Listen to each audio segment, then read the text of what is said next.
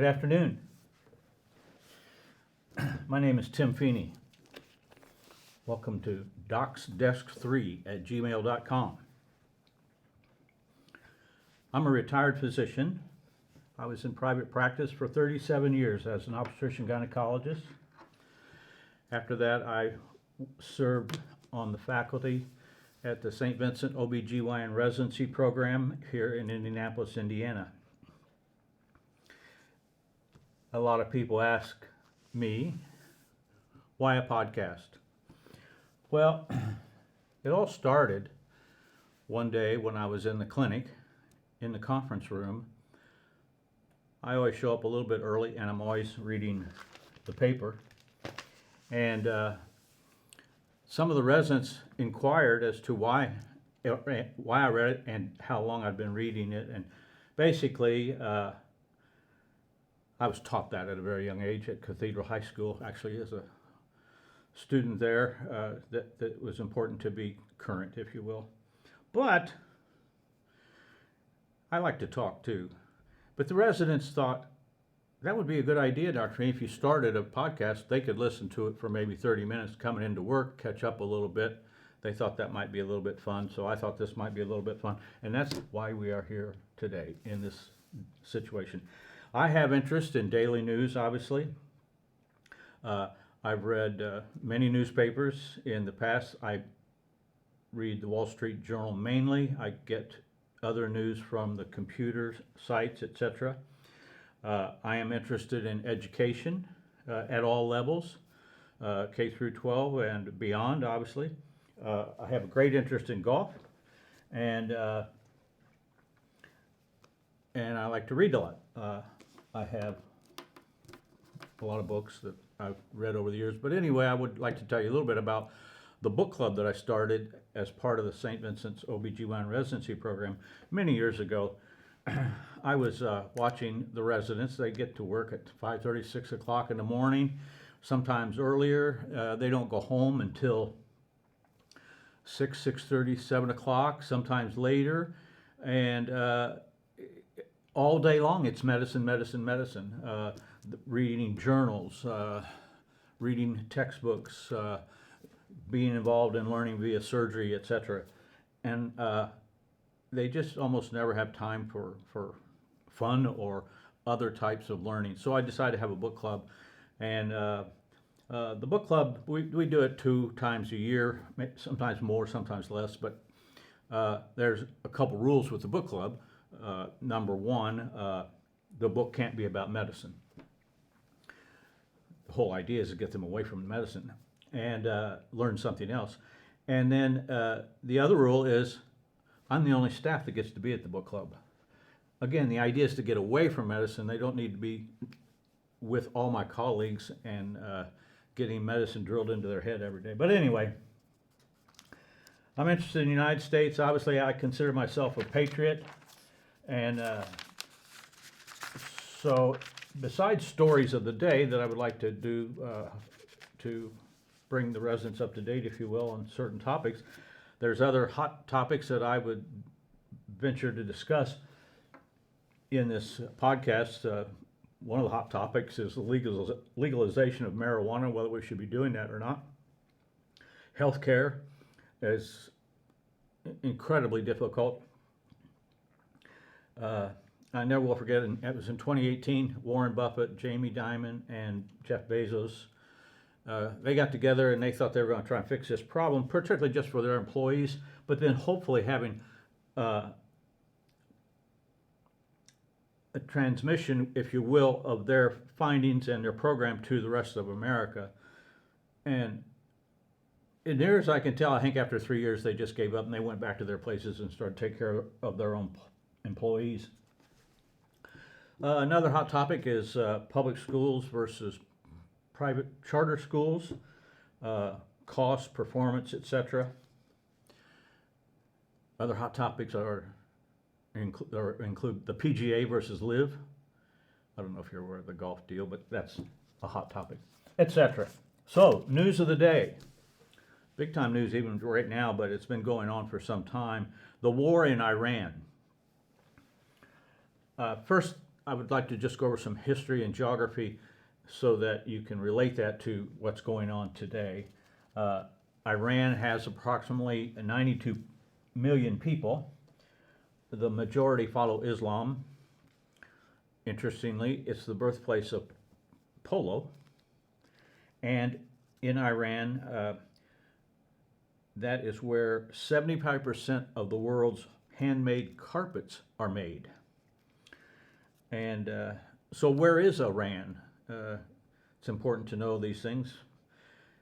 Iran is about 6,000 to 7,000 miles east of the United States. That doesn't help. Let's think about Rome, Italy. Everybody knows the boot country. Rome is about 4,000 miles east of the United States, and from Rome to Tehran, Iran, is another 2,000.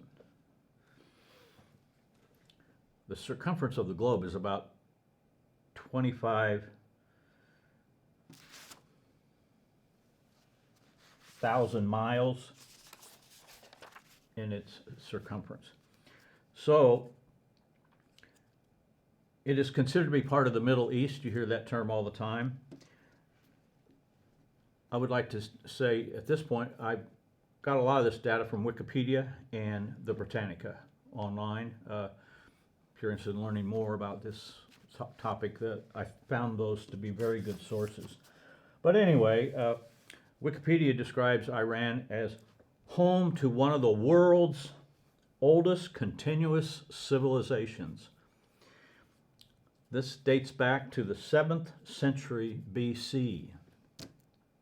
Historically, Iran was known as Persia.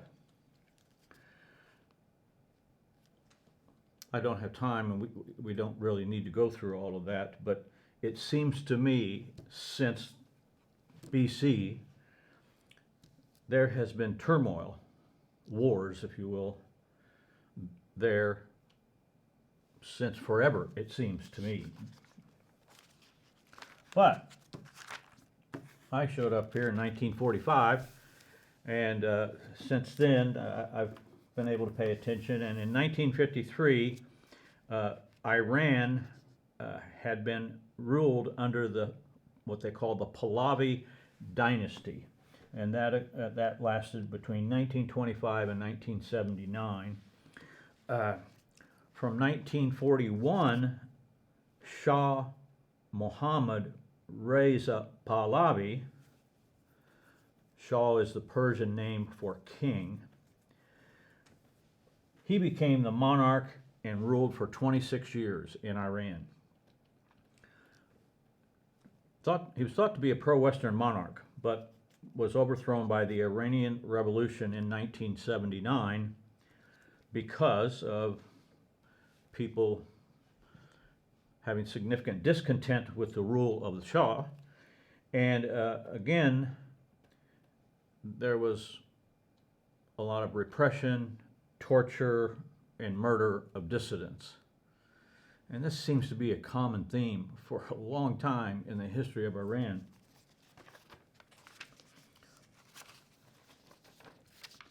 I mentioned that they were thought to be pro-Western, and we made the same mistake with Cuba in 1959 when Castro took over. I can remember Castro being in New York. The rebellion was ongoing. His people were winning. They were going to overtake Cuba.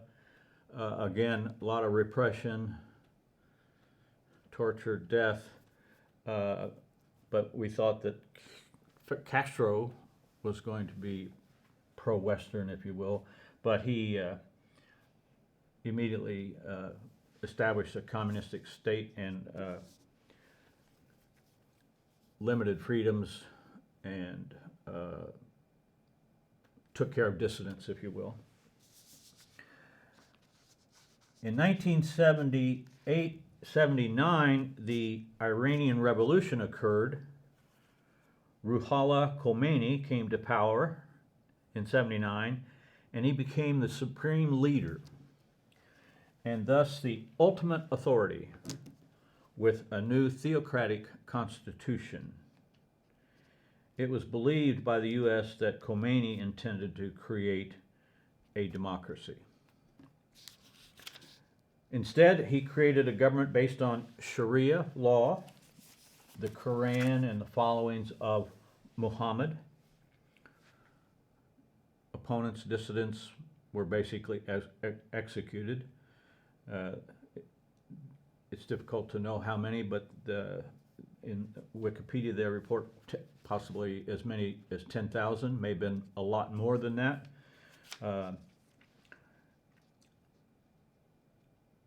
Ruhollah Khomeini. Ayatollah is a title given only to Shiite scholars, religious leaders who interpret Islamic law, theology, and philosophy. And so Ayatollah Ruhollah Khomeini came to power in 79. He died in 89, and in 89 another Ayatollah Ali Khamenei took over with the same unlimited power, if you will, supreme authority, and he lasted until 2026 when the war began and he was taken out by American efforts in the area. And then it was his son who this year in March followed him as the Ayatollah.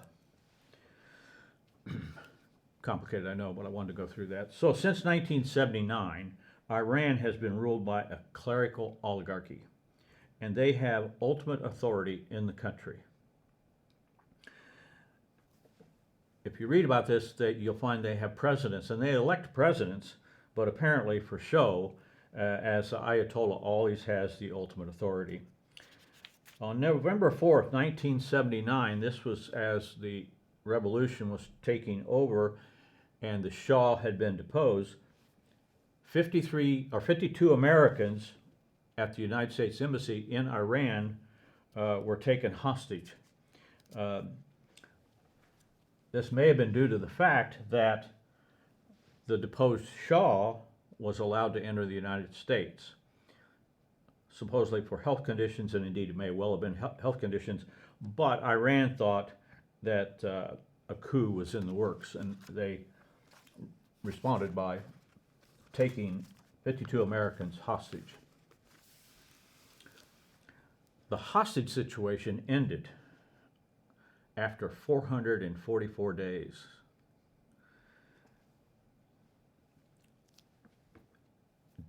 At that time, at the end of the 444 days, the election in the United States was ongoing between Carter and Reagan. And on January 20th, 1981, when Reagan took the oath of office of President of the United States, Iran ended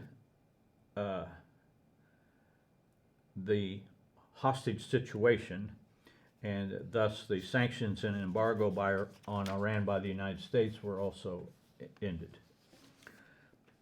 Since 2005, Iran has been accused of developing a nuclear energy program,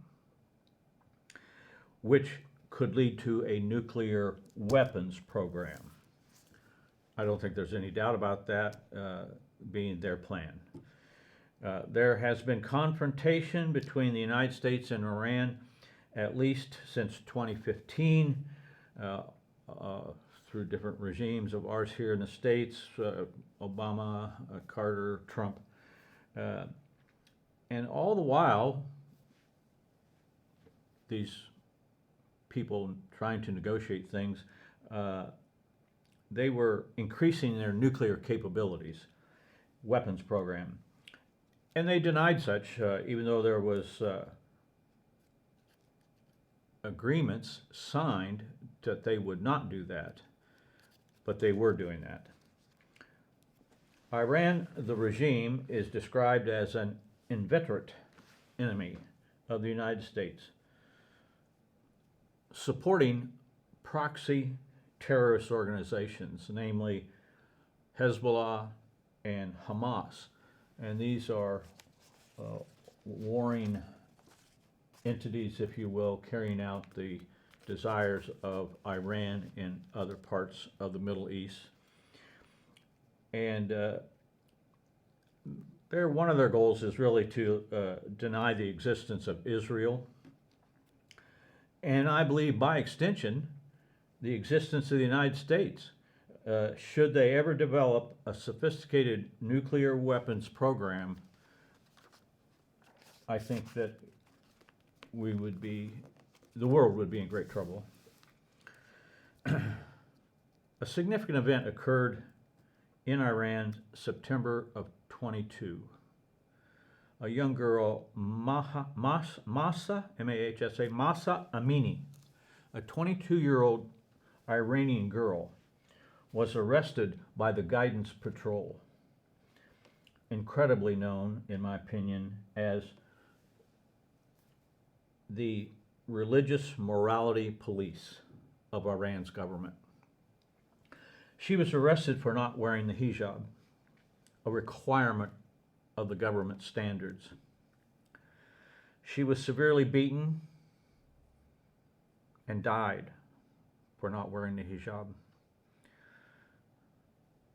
She died of the police brutality on 16 September 2022. Her death set off a large Iranian protest situation, mainly by women demanding their rights and an end to discrimination and oppression against women in Iran. There were 400 to 500 demonstrators killed. Rifle bullets or beatings with batons. And in addition to the 500 deaths, thousands were injured. The Iranian government, of course, denied the findings of the United Nations Human Rights Council. Their findings were, quote, I quote, Amini's death was caused by physical violence she suffered while in custody of the morality police of Iran. In December of 2025, there were demonstrations wanting to end the Islamic rule in Iran. And they wanted to end the Islamic rule because of mainly poor economic conditions, but also obviously a lot of oppression, imprisonment, torture, death, etc.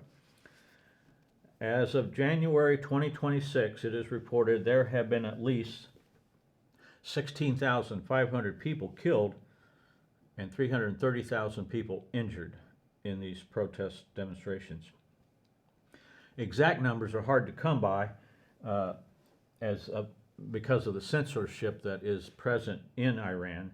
It makes knowing the true extent of the carnage difficult at best. When one considers the number of deaths of the Iranian citizens and the amount of emigration, people leaving Iran, where will the leaders of the future come from for that country? It's a big problem, I think. The same problem exists in Cuba and Venezuela. They have been under communist rule, oligarchy rule, autocratic rule, suppression, imprisonment, torture, death for years. And so a lot of their capable people, I think, have perished, and a lot of capable people have left. And so the question again comes, where will the leaders come from? I don't pretend to have the answers. I hope that our government does as they pursue their program here. Moving on October 7th, 2023, which I think most everybody watching is aware of, Hamas, again, an arm of the Iranian government, attacked Israel. They killed 1,200 people. They took 250 hostages, and they committed atrocities involving extreme brutality, including torture and gender-based violence. That's a quote, gender-based violence, in one of the resources that I looked at. Gender-based violence. You gotta love it. I guess using the word rape and describing cutting off penises and sticking them in the mouths of victims is just too harsh for the average reader or for the average viewer, whatever you have. For me, that's what makes this reality so horrific. And it is horrific. Hiding that reality with GBV, gender-based violence, is giving the perpetrators a break, in my opinion.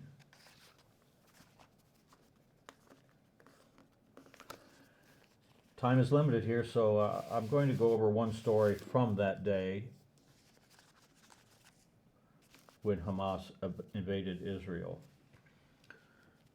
Pain. Hot topic for me. I've read several philosophers, theologians, including C.S. Lewis, on this topic. There's a guy named Kreft, K-R-E-E-F-T, at Boston College, who's also written on the idea of pain. But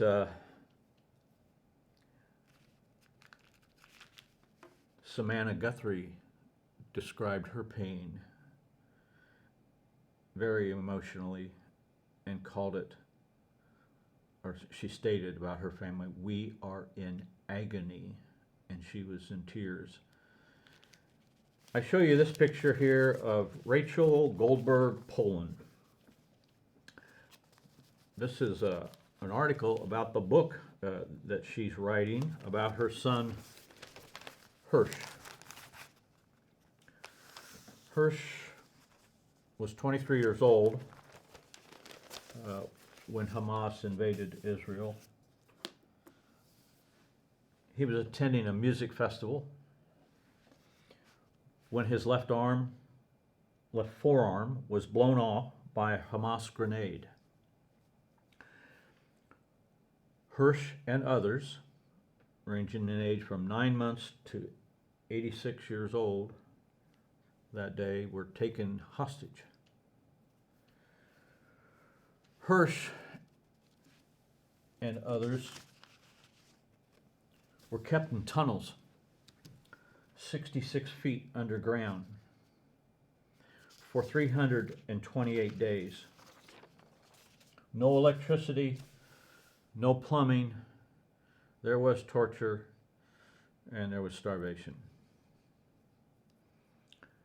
And then, at the end of those 300 plus days, Hersh was shot from close range 4 to 6 times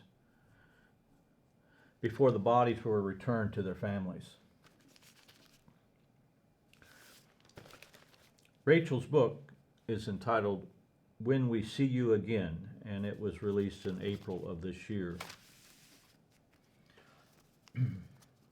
So here we are at war with Iran, ostensibly to prevent them from developing a nuclear weapon system. If ever the continental United States, New York, LA, DC, Houston, is hit by any type of nuclear weapon, we are going to regret not having done more to lead on the world stage. As Condoleezza Rice, former Secretary of State, points out in Brett Baer's new book, The Case for America, he interviewed her for this book, and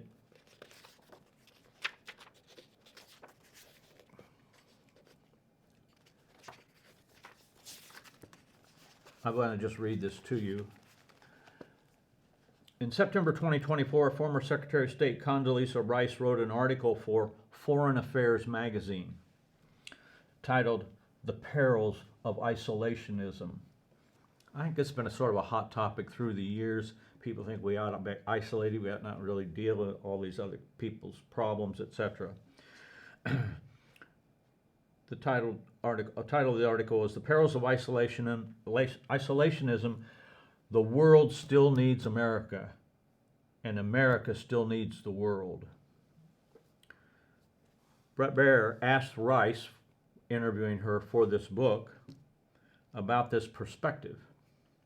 She explained, "I would just remind everyone of the reason I often say we have no choice but to lead. Great powers don't mind their own business. They try to shape the international system. And either we shape it or somebody else shapes it." She goes on, "I think for a host of reasons, including our values and the way Americans have succeeded, we want to be the ones to shape the international system. Not China, not Russia, and certainly not the chaos of the jungle, if you will, that I was just talking about here, and it exists all over the world. And if we don't lead, and we are isolationists, what's going to happen? Aren't we better than that, to just ignore it?"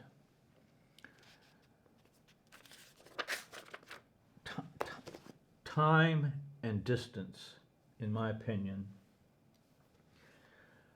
allows people to forget, or maybe never even know, the tragedy and the horrors of war and the tragedies of autocratic leadership, which includes suppression of rights, imprisonment without valid cause, torture, murder. You've heard it all here. This occurs every day throughout the world.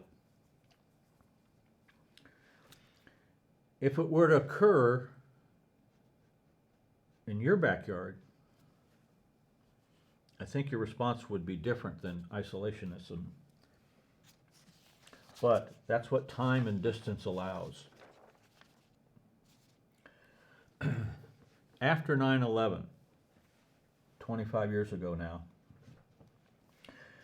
the President of the United States, George W. Bush,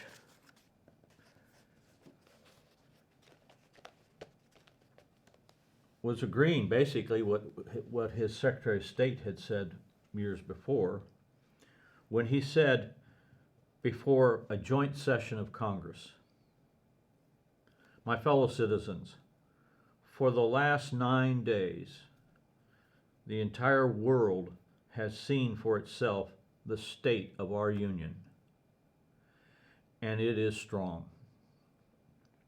Tonight we are a country awakened to danger and called to defend freedom. Our grief has turned to anger, and anger to resolution. Whether we bring our enemies to justice or bring justice to our enemies, justice will be done. This, however, is not just America's fight," the President went on to say, "and what is at stake is not just America's freedom. This is the world's fight. This is civilization's fight. This is the fight of all who believe in progress and pluralism, tolerance and freedom. Freedom and fear, justice and cruelty have always been at war, and we know that God is not neutral between them." Isolationism just doesn't make any sense to me. Again, Brett Baer's book, The Case for America. I believe leaving the Ayatollah regime in power in Iran results in continued efforts toward a nuclear weapon, no matter what they say. I think leaving them in power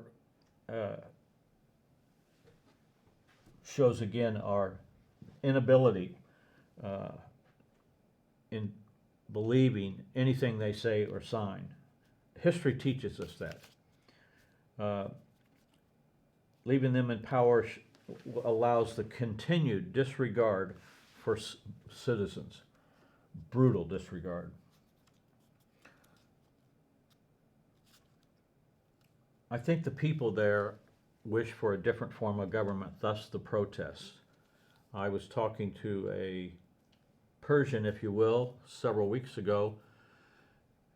He's now living here in the United States, has for some time, but he thinks there are people there that can lead and end this horrible situation that those citizens are enduring.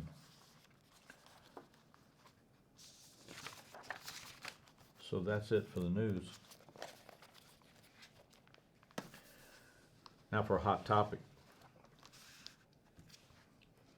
Abortion. Bingo. Just for the purpose of this essay, let me go back. I retired once in June of 21.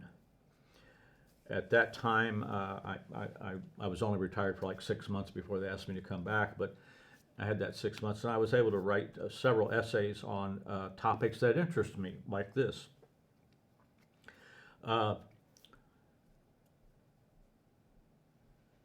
And so, when I thought about abortion, I just wanted to get all the noise out of the way. There's just so much noise, it's just futile to come to any decent conclusion. So, for the purpose of this essay and the betterment of womankind, could we all pause and say, I am not pro-choice? Can we all pause and say, I am not pro-life? But can we all pause and say, I am for a healthy woman population? Let's think about the topic, avoid all the hot rhetoric, and maybe come up with a better plan that helps those people involved. Depending upon your information source, there are approximately 600 to 800,000 abortions performed each year in the United States. The Guttmacher Institute estimates that in 2024, there were 1.04 million abortions performed in the United States. I can guarantee you that these are all sad events for the women, the patients, if you will, undergoing the procedure, whether it be a surgical procedure or a medical elective abortion. No one gets pregnant so they can have an abortion. That's just not happening. So what is happening? Well, people are getting pregnant who don't want to be pregnant for whatever reason. And that includes the male involved. A little bit on the male involved. Generally speaking, it's not near the problem for the male that it is for the female. He can be supported emotionally as well as financially. He can be non-supportive of the decision to abort, resulting in significant conflict between the two parties. Or third, he can be unknowing. He doesn't know she is pregnant and is not included in the decision making because he doesn't take care and was just in it for whatever and never sees her again.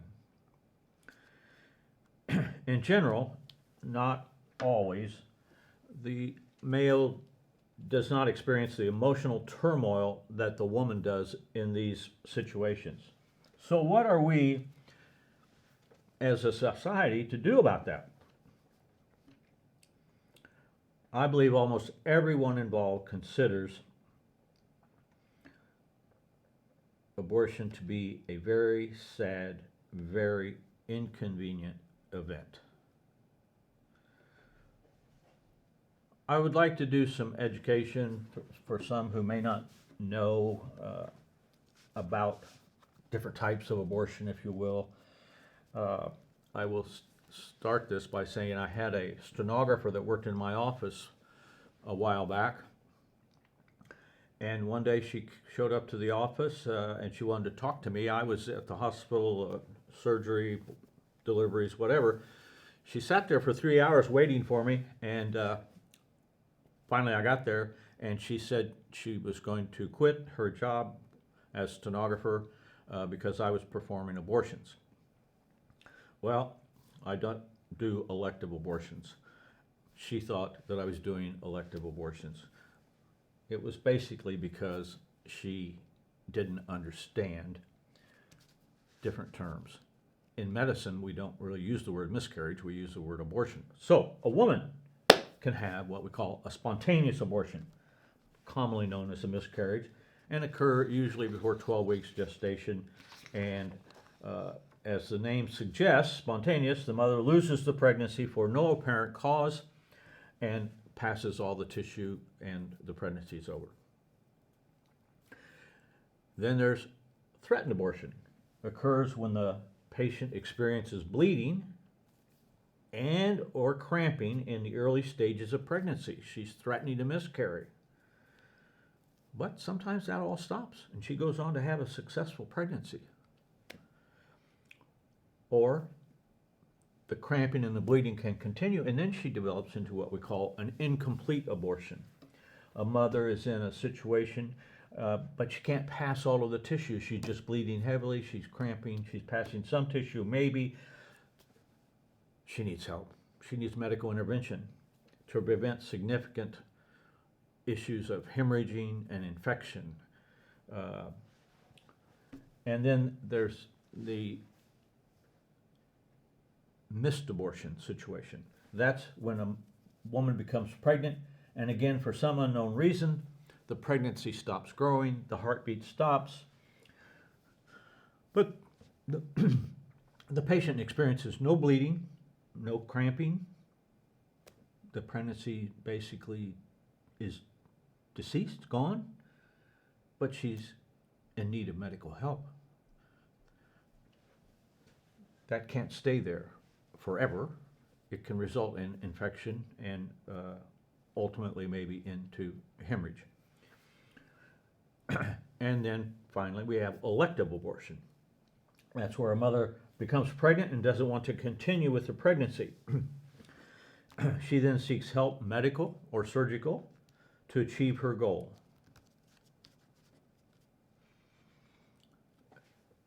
Since we're concerning ourselves with the health of womankind here, I will contend that this is a very sad time for any woman in this predicament, irregardless of her reason for pursuing that avenue. Let's look at other very sad, very inconvenient events and see what we do about them and try and relate back maybe. I often counsel patients about sad, life-changing events in their lives, such as a spontaneous miscarriage, loss of a baby at term, or loss of a loved one in a car accident. These are difficult times. Here's what I say.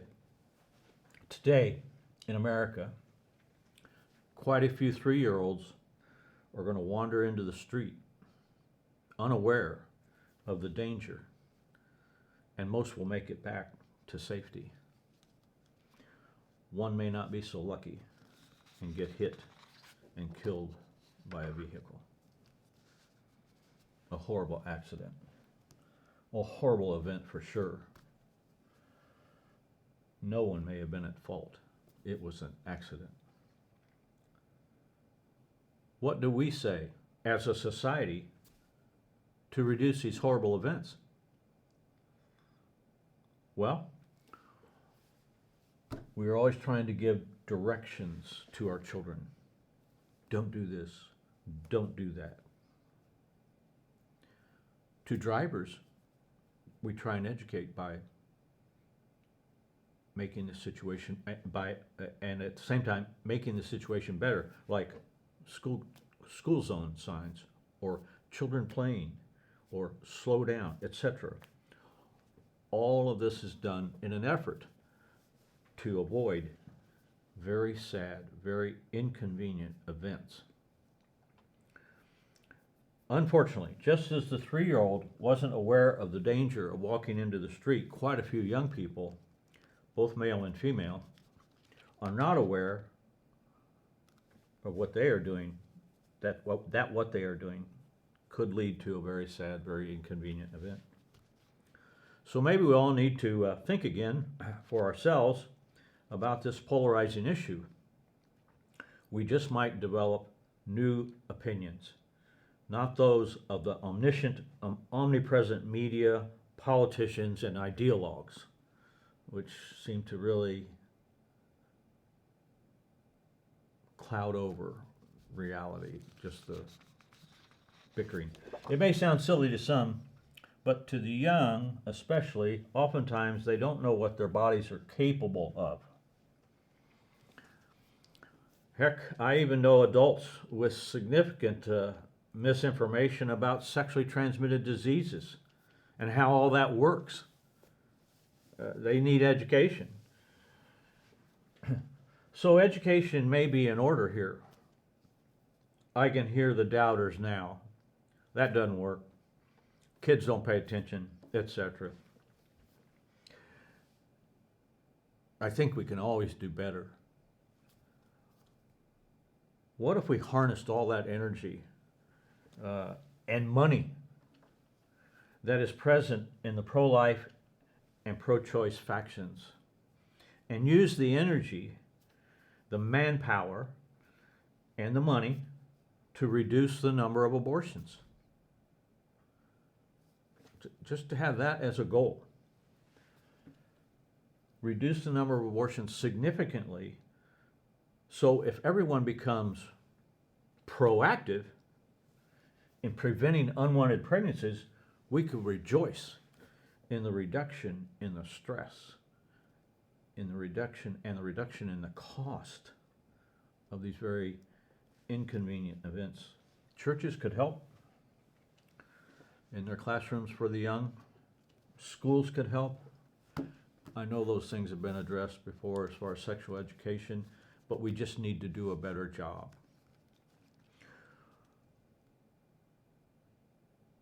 There's nothing wrong with reproductive health being discussed anywhere, trying to help people avoid big time problems.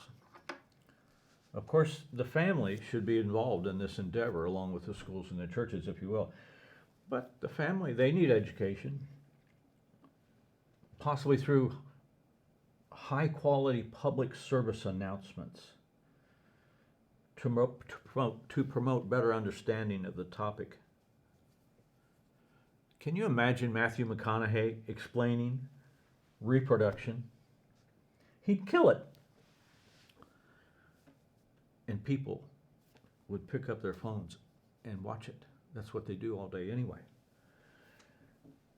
Or how Angel Reese, she's a all-star Women's National Basketball Association player. She could help out by explaining the importance of individual choices and self-empowerment. Computer programs could be a great help and in such a meaningful way for the young today. These programs could promote personal growth of the individual, and with enlightenment comes empowerment. With empowerment, people can make better choices to possibly avoid that very sad event that we talked about. It's a win-win for everyone involved. I was thinking we can, and most importantly, we should do this. In this country, there are over 600 OB-GYN residency programs. Our program has 20 residents. Other programs have more, other programs have less, but there's 600 programs around the country.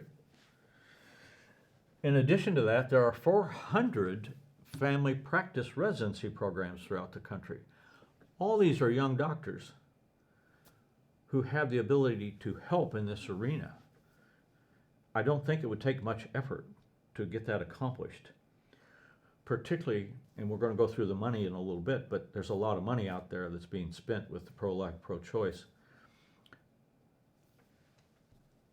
These young doctors don't make a big fortune, and we could pay them to help us out, and both sides benefit.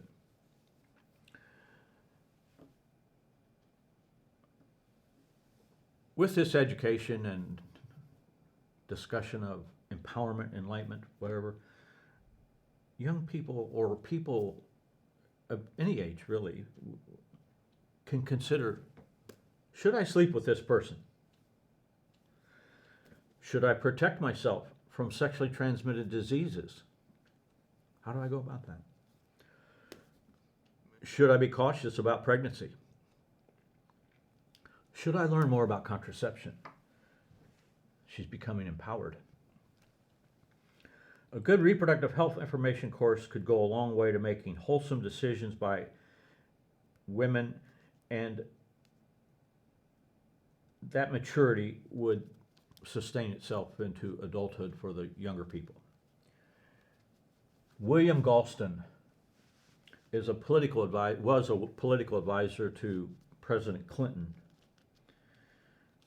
at the time when Clinton was running for president. He stated that it should be rare. He thought it should be available, but it should be rare. But William Galston, as an advisor to Clinton, did some in-depth studies, and he concluded the following: to avoid poverty, he said, finish high school. To avoid poverty, marry before having a child. To avoid poverty, don't have a child until you're at least 20 years old. If these tenets are not observed, 79% of those will end up in poverty. I don't know how many people know that, and I think that might be great information for a lot of people. Let's talk money. I've read and find it incredible that in 2024, the opposing groups, if you will, pro-life, pro-choice, each spent $450 million. That's correct, $450 million each. That's close to $1 billion. And that is just 1 year to promote their ideology. This promotion has been going on since 1973 in Washington, D.C. on January 23rd every year. In Florida this year, 2026, the pro-choice people spent $100 million in a period of a few months in an effort to support their view before the politicians and the judicial system. All this related to a recent decision by the Supreme Court relative to abortion, but 100 million.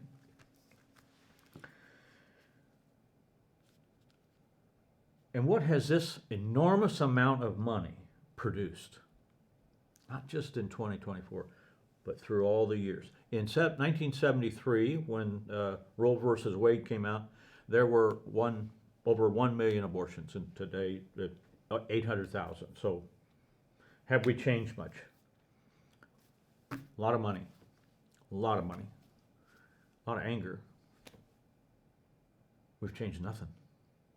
Neither group is winning here. There is zero change. In April of 2025, the Guttmacher Institute reported that in spite of the Dobbs decision 2022, a Supreme Court ruling that eliminated the supposed constitutional right to abortion, The total number of abortions is on the rise since then. They reported 1.04 million in 2024, an increase of about 1% over 2023. And this is in spite of, or despite some states implementing various restrictions on abortion. Interestingly, the Guttmacher Institute states that the number of people traveling to another state for abortion has dropped by about 9%. So my point is, pro-life people are not reducing the number of abortions, despite their incredible expenditure of money. And pro-choice people are not seeing the decline in the number of abortions, which they feared would happen would happen post-Dobbs. So it sort of begs the question, were these efforts, I'm sure you've seen these efforts, magnanimous efforts, even necessary?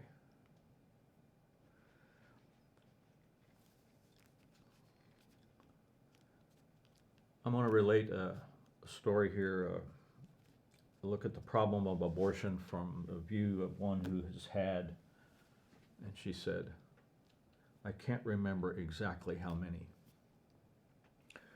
Aaron Crabtree is a writer, obsessed with all things pop culture, her words, wrote in July of 2025 an article about a girl named Lily Allen. This is all public information. Lily Allen is a 40-year-old singer. She is pro-choice, citing why she thinks people end up terminating a pregnancy. She said, most people I know, including myself, just didn't want to have a friggin' baby. She relates a scenario in her life. Became pregnant. The man involved paid for the abortion. She thought that romantic. Quote, I don't think he texted me after that. Now, this scenario offers so much opportunity for education about relationships. Angel Reese, for example, could comment on this, make it relative to people who are naive or ignorant if they don't understand the male factor as described here. Lily Allen now relates, I have an IUD now, she says. I just remember before that, it was a complete disaster. I'd get pregnant all the time. So the educational point here is that the IUD changed her life. No more of the very sad, very inconvenient events in her life. Pretty amazing, really. Such an easy thing. There's no reason to fear an IUD, and that's where education has to come in as well. It's obviously very effective in preventing pregnancy that is not wanted. There other benefits include lighter menses, which I think is a benefit to all women. And by the way, not having periods is not harmful if indeed the IUD results in the patient not having periods, which is not uncommon. That's okay. There's no maintenance with the hormonal IUD. You don't have to take a pill every day. You don't have to get a shot every 3 months or whatever. It's just there. And it lasts a long time. It can last up to 10 years. But it can be removed at any time somebody wants to pursue pregnancy. Other health benefits, though, include that it could help reduce endometrial cancer later in one's life. Abortion. A sister concept, if you will. The marriage decline. Jason Riley is a columnist for the Wall Street Journal. He is a black man. In an article in August of 2022, Riley makes some incredible observation about abortion and the black population. He initially notes that President Clinton, I touched on this earlier, and this is really where I wanted to say it, but anyway, Clinton in 1992, as candidate for president of the United States, stated that abortion ought to be safe, it ought to be legal, and it ought to be rare. Mr. Riley cites data from the Center for Disease Control and Prevention, which states that the black abortion rate is nearly 4 times than the white rate in 2020. As a plausible explanation, Mr. Riley quotes Stanford law professor Ralph Richard Banks. He says, having a spouse may be what matters most. He says, and I quote, a single woman with an unplanned pregnancy is about twice as likely as a married woman to abort. Corey Brooks, founder and senior pastor of New Beginnings Church of Chicago, notes, today, single-parent households are the norm. This reality among families, as high as 72%, speaks to another problem. Young black girls growing up without a father in the home, that's huge. In general, I think that reality helps promote unhealthy relationships among men for these girls. So to get back on track, a healthy woman population. It seems probable that education about the value of a father figure in the home, just as Barack Obama has done in a public service announcement, he talks about being a responsible father. It's just that the PSA is not out there often enough or in the right spots to the right people. But it's a great announcement that he makes. It just is not effective because of the way it's administered, if you will.